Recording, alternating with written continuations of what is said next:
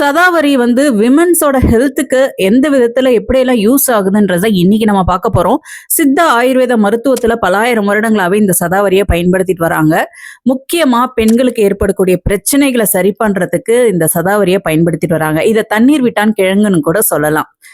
இந்த அதாவது பியூபர்ட்டி சமயத்துல, பீரியட்ஸ் வர சமயத்துல, மெனோபாஸ் ஆன சமயத்துலலாம் வந்து பெண்களுக்கு அந்த ஹார்மோனல் ஃப்ளக்சுவேஷன்றது காமனான ஒரு விஷயம் தான்.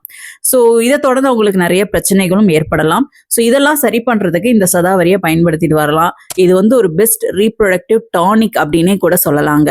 இன்னொன்னு, குழந்தை பிறந்ததுக்கு அப்புறம் அந்த பெண்ணுக்கு உடல் ரீதியாகவும் சரி, மன ரீதியாகவும் சரி நிறைய சேஞ்சஸ் அவங்க சந்திப்பாங்க.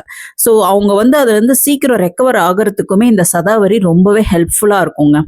அதே மாதிரி குழந்தை பிறந்ததுக்கு அப்புறம் அந்த பால் கொடுக்குற தாய்மார்களுக்கு சொல்றேன், அவங்களுடைய தாய்ப்பால் அதிகமா சுரக்கணும் அப்படின்னா அவங்களுக்கும் இந்த சதாவரி ரொம்பவே ஹெல்ப்ஃபுல்லா இருக்கும். ஸோ ட்ரை பண்ணி பாருங்க.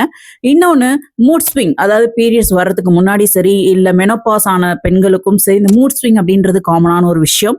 ஸோ அதை வந்து நல்லாவே கண்ட்ரோல் பண்ணும் இந்த சதாவரி.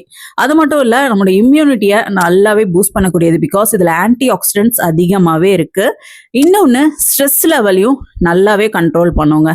பிகாஸ் இதை வந்து மைண்டை காம் பண்ணக்கூடிய ப்ராப்பர்ட்டிஸ் வந்து இதுல அதிகமா இருக்கிறதுனால ஸ்ட்ரெஸ் ரிலேட்டட் ப்ராப்ளத்தையும் இதை நல்லாவே கண்ட்ரோல் பண்ணுது. பிரெக்னெண்டா இருக்கிறவங்க சதாவரியை அவாய்ட் பண்ணிக்கோங்க. இதுக்கு சைடு எஃபெக்ட்ஸ் அப்படின்றது இருக்கா அப்படின்னு பார்த்தோம்னா இருக்கு. அதாவது எந்த ஒரு விஷயமா இருந்தாலும் சரி, அளவுக்கு அதிகமா எடுத்தா சைடு எஃபெக்ட்ஸ் இருக்கும். சில பேருக்கு இது அலர்ஜியும் ஆகலாம். சைடு எஃபெக்ட்ஸ் பார்த்தோம்னா, அதிகமா சாப்பிட்டுட்டீங்கன்னா அப்டாமினல் டிஸ்கம்ஃபர்ட் ஏற்படலாம், வயிட் ரூபிசம், இல்ல ஸ்கின் ரேஷஸ் வரலாம், இல்ல சில பேருக்கு இது அலர்ஜி கூட ஆகலாம். ஸோ அதை தொடர்ந்து அவங்களுக்கு ஸ்கின் ரேஷஸோ இல்ல சுவாச பிரச்சனைகள் இந்த மாதிரியும் வரலாம். ஸோ இந்த சதாவரியில நல்ல குணங்கள் அதிகமா இருக்கு. அது அளவோடு எடுக்கிறது நல்லது. இது எடுக்கிறதுக்கு முன்னாடி ஒரு மருத்துவரை ஆலோசிச்சுட்டு அவங்க ஆலோசனைப்படி நீங்க வந்து இந்த சதாவரியை எடுக்கிறது நல்லது.